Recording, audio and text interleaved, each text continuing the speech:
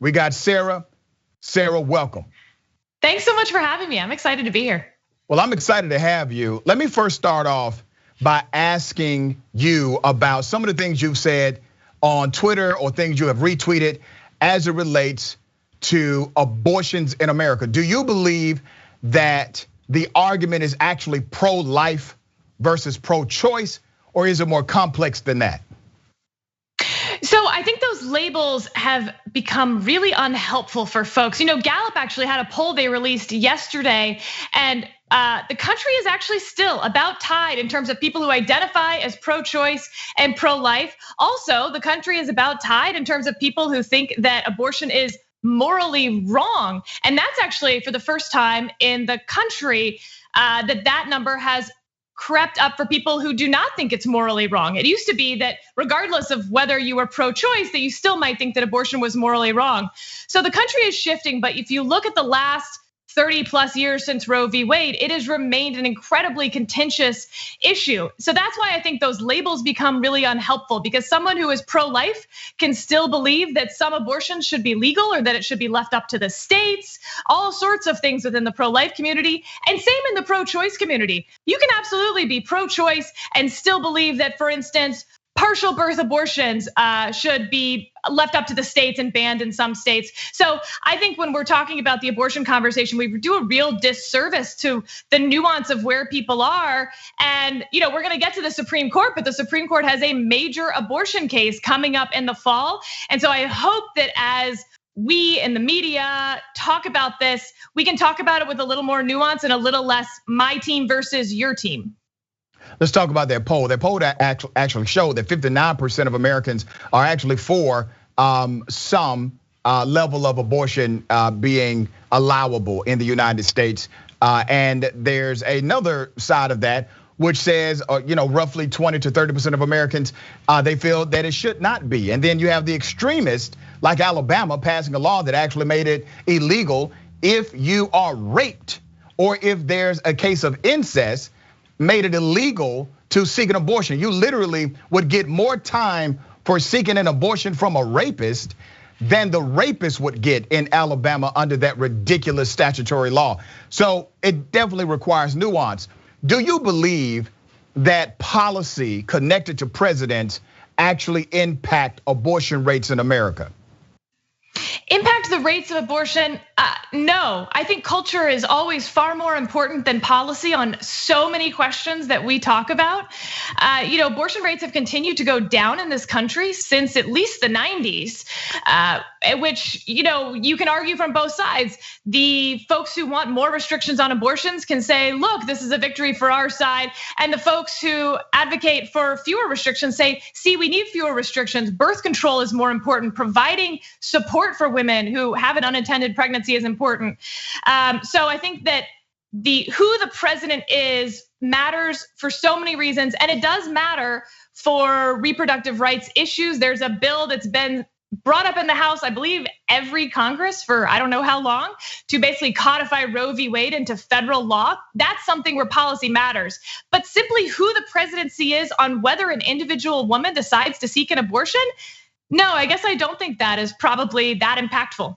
Well, let's talk about policy. I'm glad you did nod to the fact that yes, policy does matter from the presidency, because policy does have a way of shaping the culture and atmosphere around us socially, economically, politically, educationally, etc. So let me read some stats, because you're 50% right on abortions going down. But abortions in America have only gone down under certain policies. So let me read the stats to you. In Reagan, from 1981 to 1989, and this is taking rates per every 1,000 women, okay? In 1981 to 1989, you had your rate at 24. That was your abortion rate in America per 1,000 women. H.W. Bush, 1989 to 1993, kept it the same at 24. It did not budge at all. Policies were the same. And then you had a massive policy change under Clinton, and it dropped to 16.2. W. Bush comes in, it stays at 16. It does not drop, it stays the same. And then President Obama comes in, 2009 to 2017, and it drops to 12.5, almost half of what was under Reagan. So the only time you see a decline in actual abortion rates in America is when a Democrat is in the White House. Now, do you think that's a coincidence? Or if people are actually saying they're pro-life, they may need to start looking at voting for a Democrat if they're looking to decrease the number of abortions that actually happen in this country? I think that's so interesting. I hadn't seen those stats. There let me tell you where to get them from. Hold on, wait a minute. I want to make sure you know where to get them from. The U.S. Centers for Disease and Control and Prevention, the CDC. Great. Yeah. I think there's always that question between correlation and causation. I'd want to sit there and look at, the Casey decision from the Supreme Court was decided in 1993 when Bill Clinton comes into office. Those are correlated, they're not causal events.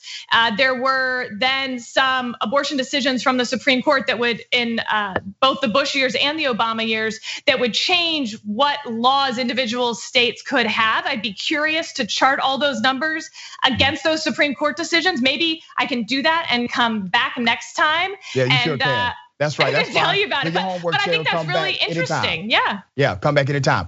Let me move to the Supreme Court. We only have a certain amount of time with you. So right now you have a set number of Supreme Court justices. The US Constitution does not mandate a particular number. That number has fluctuated over the course of our American history. It has been as few as 6 in 1969. We've had 9, including 1869, 9 including the Chief Justice. We've played with these numbers, is my point. We have played with these numbers back and forth for various reasons.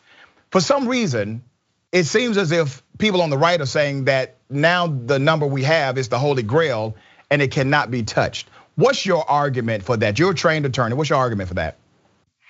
So the argument against adding seats to the court is that at this point it will become a never-ending ratchet upward. So if Democrats add seats this time, Republicans will add seats next time, and the court becomes another deeply political and partisan branch. I think there are plenty of people who can make good arguments that the court already is seen as pretty political and kind of partisan, but this would remove all doubt. Pretty political and kind of partisan, come on now. I mean, the ship has sailed. We have a partisan court. We have a political court. And this court has been politicized through the process of even getting nominated and appointed, right? Approved through the process of politics. So we can't say it's kind of political, come on now. Well, I'm not sure I agree with that. The Supreme Court is still one of the most trusted institutions in government at this point. Plenty of Americans do not see it. Nothing. Wait a minute, Sarah, compared to the Senate and the House, that's saying zero. When you have a 12% approval rating of Congress, right. It's hard to do worse. The individual Supreme Court cases, I think that the mainstream media does a huge disservice when they talk about them because they usually talk about them in terms of partisanship. But for instance, today at 10 a.m., the Supreme Court announced an opinion on the Armed Career Criminal Act, and it was a 4-1-4 opinion. So it was Kagan writing for Breyer and Sotomayor and Justice Gorsuch. Justice Thomas was the deciding vote, that 5th vote, that actually decided that the Armed Career Criminal Act did not apply to this person. And so that guy's gonna get out of jail because of it. And you won't hear a lot about that because it's not abortion, it's not affirmative action, and it wasn't 5-4 along partisan lines. So I wish we talked more about the court in terms of how the law works instead of how the politics works. So let's talk about that for a moment. I only have a couple of minutes with you. I find that quite interesting because the US Senate actually votes in a bipartisan way more than not. The House votes in a bipartisan way more often than not. Every year there are more bills and resolutions that are bipartisan than anything else. But the reason why there's an emphasis on the things where there is a partisan split is because those items happen to be the massive social items that impact all of us. And that is why so much attention and emphasis is placed on that. So once again, the US Supreme Court, they agree. They agree on more cases than they disagree on. They agree, on a large majority of the cases. But that's not to say that somehow it is not genuine if there's an agreement and there's a disconnect with the community that somehow the US Supreme Court is not political because of that. I don't get that argument. It is still worthy to cover. Absolutely, but you're talking about unanimous Supreme Court decisions. I agree, there are lots of them, but the reason we talk about the 5-4 ones is because those are the most contentious cases. And the most impactful, Sarah, would you not agree? I don't know that I agree that they're always the most impactful, but they sometimes are.